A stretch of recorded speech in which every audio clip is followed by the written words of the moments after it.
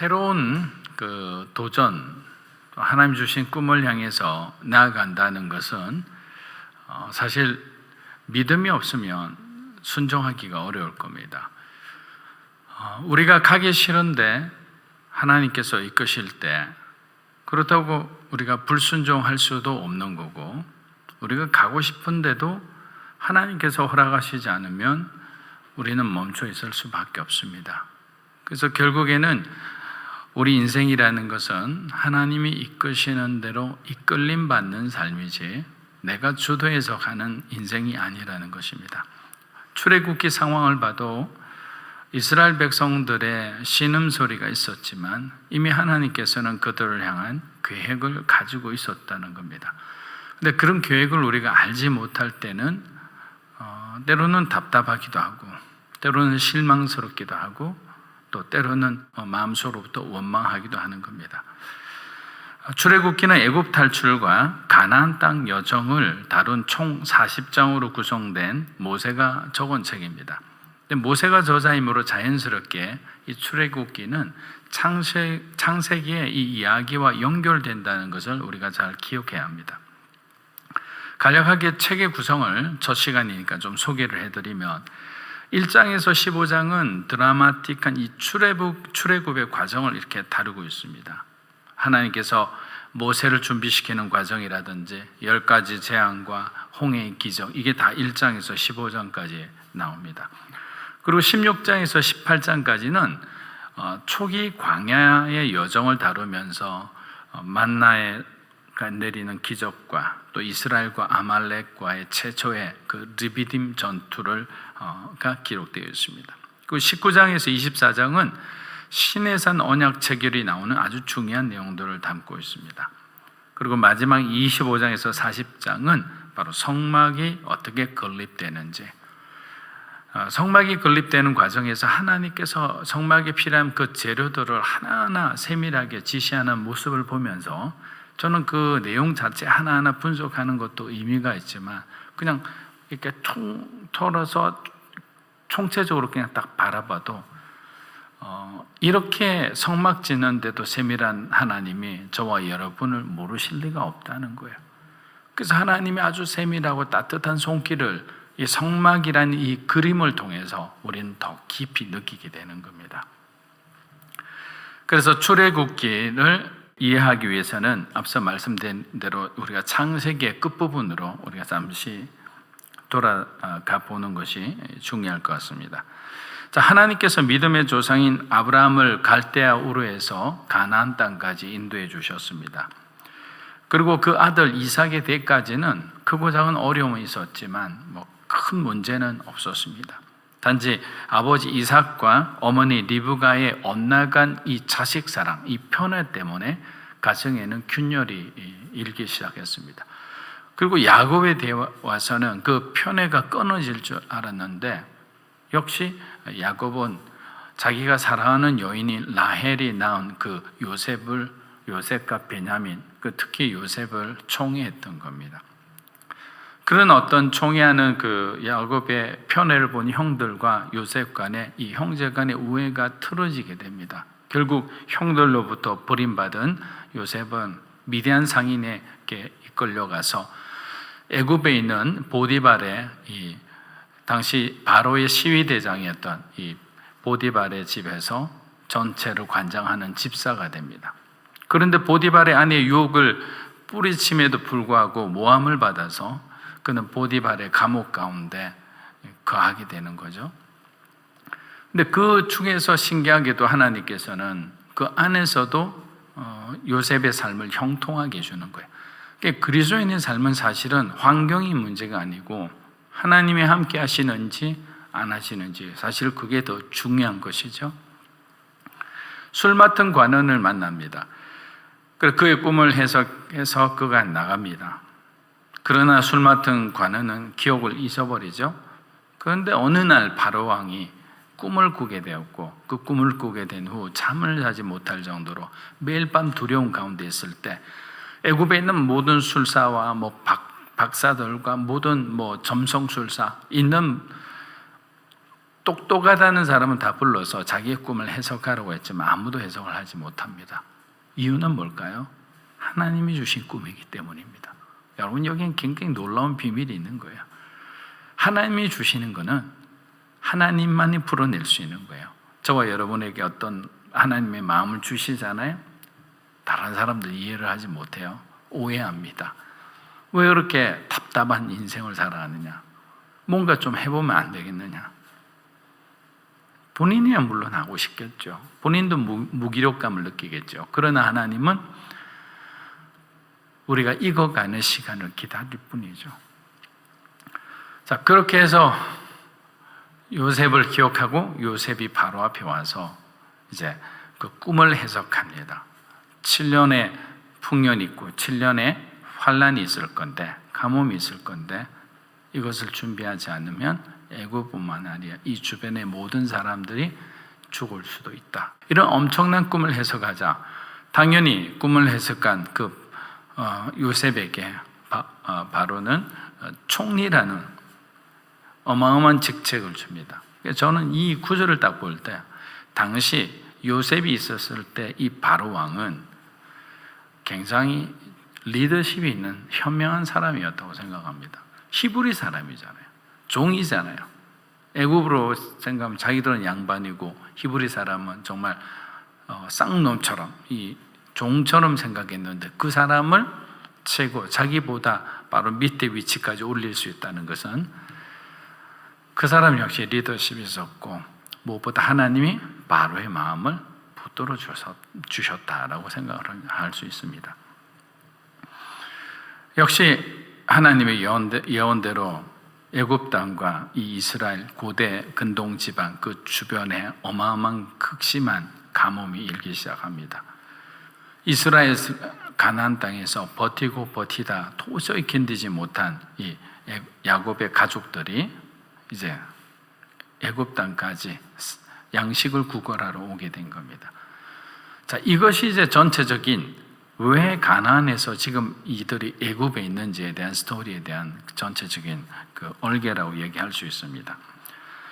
그리고 요셉이 그러면 이제 형들에 대한 복수심이 있었지만 하나님께서 그의 마음을 붙잡아 주셔서 형들을 용서하고 극적으로 아버지하고 상봉을 하고 그 눈물의 상봉을 통해서 이제 새로운 삶에 대한 어떤 도전을 받게 됩니다. 가나안 땅으로 돌아가려고 하는 그 아버지와 형들에게 자신과 함께 이 애굽에 남아주기를 요셉이 요청을 합니다. 그래서 바로 왕이 허락한 곳이 고센 땅이라는 이집트의 나일강 하류에 있는 이 삼각주라고 굉장히 비옥한 목초지를 그들에게 줍니다. 그래서 처음에 들어간 사람이 70명이었어요. 야곱의 남자 자손 중 레아를 통해 33명, 실바를 통해 16명, 라헬을 통해 14명, 라헬의 시녀였던 빌하를 통해 7명. 이렇게 해서 총 70명이 애굽에 정착했는데 430년이 지난 오늘 거의 200만 명에 육박하는 큰 민족이 된 겁니다. 이해가 되십니까? 70명이 200만 명이 된 거죠. 이것은 아브라함에게 하나님이 약속하신 그 축복 그대로인 거죠. 생육하고 번성하라. 이 땅에 충만하라. 근데 비록 그들은 처음에는 좋은 대우를 받았지만 점점 애굽에서 지위를 잃어서 거의 노예 수준으로 전락을 합니다. 하지만 그런 어떤 노예라는 환경이 중요한 게 아니라 그 가운데서도 하나님은 미래를 위해서 그 사람들에게 다산의 축복을 주시면서 준비시키고 있었던 겁니다. 그래서 저와 여러분이 잘 이해해야 되는 것은 지금 저와 여러분이 처한 환경만 보면 하나님의 계획이 잘 보이지가 않아요. 환경은 열악한데 여러분의 내면과 여러분의 어떤 한 달란트를 하나님은 계속 발전시키고 있는 거예요. 그리고 주님의 때가 되면 내가 너희를 애굽에서 빼어서 새로운 약속의 땅으로 보내주겠다는 그런 비전을 주시는 거예요. 하나님을 바라보는 자는 자신의 인생이 어떻게 나갈지에 대해서 자기 신뢰할 수 있는 사람인 거예요. 출애굽기 1장 8절입니다. 시작. 이집트를 다스렸습니다. 8절 말씀은 새로운 왕조가 일어났다는 말입니다. 자, 같은 왕조에서 이어지는 왕들이었다면 당연히 요셉을 기억했을 겁니다. 자, 대부분 왕들은 왕위에 오를 때 제왕학이라는 것을 배웁니다. 고대 선조들의 어떤 지혜와 리더십을 배우는 시간이기도 합니다. 그럼 바로 왕과 요셉 총리가 이 극심한 가뭄으로부터 나라를 구한 사건은 애굽의 역사에 굉장히 중요한 사건으로 기록되어 있을 겁니다. 자, 보세요. 거의 1500년 전에 사건인데도 저와 여러분은 김유신 장군에 대한 얘기를 알죠. 강감찬 장군 한 번도 만나보지 않았는데 저와 여러분들도 일반 사람들도 다 아는 그런 역사를 왕이 몰랐다는 것은 말이 안 되죠. 이 말은 정치적 사건들이 일어나서 왕조가 바뀌고 난 뒤에 이 새롭게 오른 왕은 이 요셉의 치적을 의도적으로 무시하는 겁니다. 외면하는 거죠. 왜? 요셉의 치적이 드러나면 당연히 애굽 사람들의 마음 가운데는 이 히브리인들을 향한 운정적인 마음이 나올 수도 있기 때문입니다. 그래서 역사를 지우는 거죠. 사람들이 잘 아는 것들이에요. 자기에게 불리하면 그 역사를 그냥 지워버리고 새롭게 자기만의 역사를, 거짓된 역사를 만들어가는 겁니다. 출애굽기 1장 9절에서 10절입니다. 보라, 이스라엘 민족이 우리보다 많고 강대하다. 자, 그러니 우리가 그들을 대할 때 지혜롭게 행동하자. 그렇지 않으면 그들이 더 많아져서 만약 전쟁이라도 일어난다면 우리의 적들과 연합해 우리를 대적해 싸우고 이 땅에서 떠날 것이다. 아멘. 자, 지금 애굽 왕이 이스라엘 민족이 자신들보다 많고 강대하다고 말하는 것은 애굽 전체 인구보다 이스라엘이 많다는 의미가 아니죠. 이스라엘 민족이 지금 집단으로 거주하고 있는 이 고센 땅에서의 인구 분포를 말하고 있는 겁니다. 그리고 강대하다는 것은 군사력이 하나도 없는 이 이스라엘의 민족이 강하다는 의미가 아니라 자기들 생각보다 더 무섭게 불어나는 이 인구수에 대한 두려움을 그들이 강하다라는 표현으로 애들로 표현하고 있는 겁니다. 지금은 200만이지만 이대로 가다가는 자신들을 실제적으로 위협할 수 있는 그런 수준까지 그 사람의 인구들이 증가하게 되면 나중에는 이들을 기세를 꺾지 못할 수도 있다는 그런 판단을 한 거죠. 자, 우리 출애굽기 1장 11절에서 13절 읽어보겠습니다. 그들은 감독관을 세워 이스라엘 백성들을 억압하고 중노동을 시켰습니다. 그래서 이스라엘은 바로를 위한 곡식 창고로 쓰인 성인 비돔과 람셋을 건축해야 했습니다. 그러나 그들이 억압하면 할수록 이스라엘 자손은 오히려 더욱 번성하고 인구도 많아졌습니다. 그러자 이집트 사람들은 이스라엘 민족이 두려워서 그들을 심하게 혹사시켰습니다. 자, 이스라엘 사람들 중에는 이 이집트, 애굽의 그 신인 이 태양신을 섬기는 사람이 점점 늘어났습니다.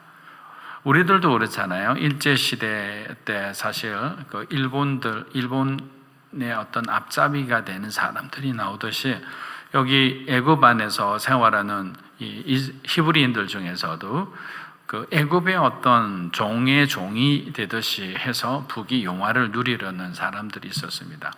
그러면 가장 애굽인들이 좋아하는 것이 뭐냐면 히브리인들이 갖고 있는 하나님에 대한 신앙을 버리는 것이었어요. 그럼 자신들이 통제할 수 있다고 생각했던 거예요. 그래서 계속 고난이 계속되자 그 중에서 신앙을 버리는 사람들이 자꾸 늘기 시작했던 거죠. 그리고 여기서 보면 11에서 13절을 딱 보면 이스라엘 민족이 애굽에 대한 이 박해에 대한 얘기를 지금 기록하고 있습니다. 근데 이걸 영적으로 우리가 이 부분을 해석하면 이렇게도 볼 수 있습니다. 애굽은 로마와 같이 어차피 세상을 상징하는 나라의 하나입니다. 우리가 사단이 머무는 것을 어떤 무적행이나 어떤 깊은 심해 바다라고 표현한 것과 마찬가지죠. 결국 세상은 그리스도인들을 싫어합니다. 애굽이 이스라엘 사람을 싫어하듯이 마찬가지죠. 우리가 잘 되는 것을 그냥 가만히 보지를 못해요.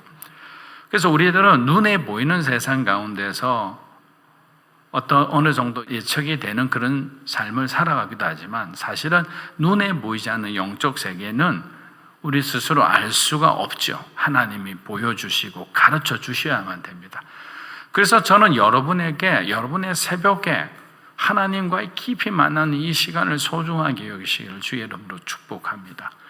깨어있는 만큼 저와 여러분은 하나님 앞에 실수할 우려가 적기 때문입니다. 들을 수 있는 자잖아요. 사단이 제일 무서워한 사람이 이 쉐마의 말씀을 이해하는 사람이거든요. 말씀을 하셨는데 그것을 곡해하는 사람이 있고 말씀대로 이해하고 순종해 나가는 사람. 이 순종의 인생의 파워가 어마어마하거든요. 수많은 벽돌이 여러분 앞에 이렇게 장벽들이 탁탁탁 있다 해도 순종이라는 믿음을 갖고 나아가면 벽돌이 그냥 그대로 하나씩 마치 여리고가 무너지듯이 다 깨뜨려지는 거예요. 그런데 순종하지 않고 두려움을 딱 갖고 있으면 이미 두려움이라는 마음을 먹는 순간에 여리고가 되고 골리앗이 되어버리는 거예요. 그런데 다윗의 믿음을 가진 사람은 물맷돌 5개 아무것도 아닌 건데도 세상을 이길 수 있는 믿음을 가질 수 있게 되는 겁니다. 창세기 3장에 예고된 여자의 후손인 이스라엘과 뱀의 후손인 이 애굽의 전쟁이 시작된 겁니다. 저는 그래서 지금 이 사건을 예고된 전쟁이다 이렇게 얘기를 드리고 싶습니다. 자, 애굽 사람들은 이스라엘 사람들의 자유를 빼앗기 시작합니다. 자신들의 시간표대로 살아가던 사람들이 이제는 애굽의 시간표대로 살게 된 겁니다. 자유가 없어졌다는 말이죠. 얼마나 미래가 보이지 않은 불행한 어떤 불안정한 삶입니까? 세상에서 잘 나갈 때는 우리 마음대로 세상을 주무르고 있다고 생각합니다.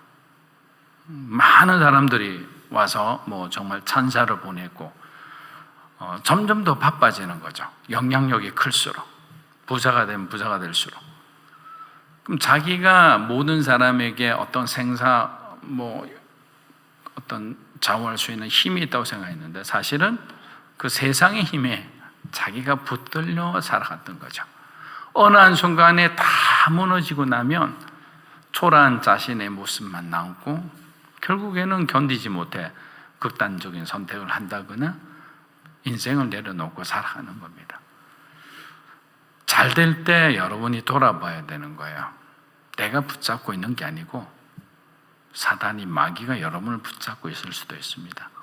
하지만 하나님이 우리를 부흥케 하실 때는 다른 거죠.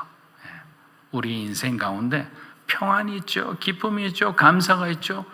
내 것이 아니기 때문에 주님이 필요한 대로 이 축복이, 사랑이, 물질이, 재능이 흘러가는 거예요.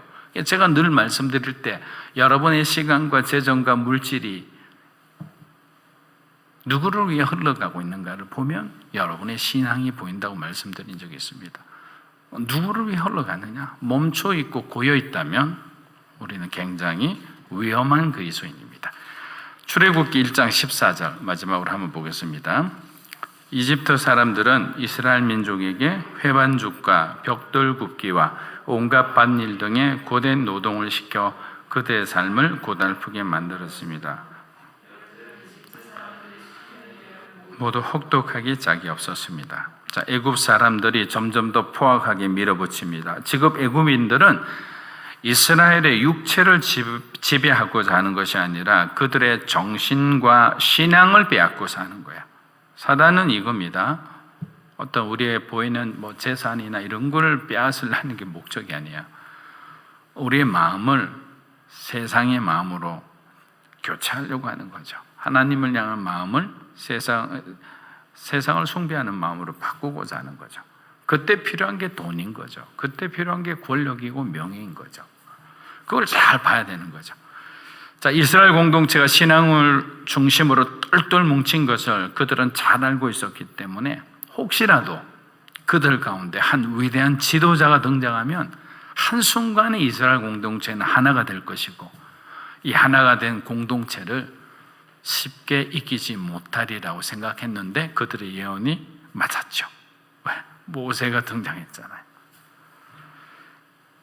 그래서 그들이 육체를 넘어 정신적으로 감당하지 못하게 만들어 소위 말하는 다른 생각을 처음부터 하지 못하게 만든 겁니다. 사랑하는 여러분,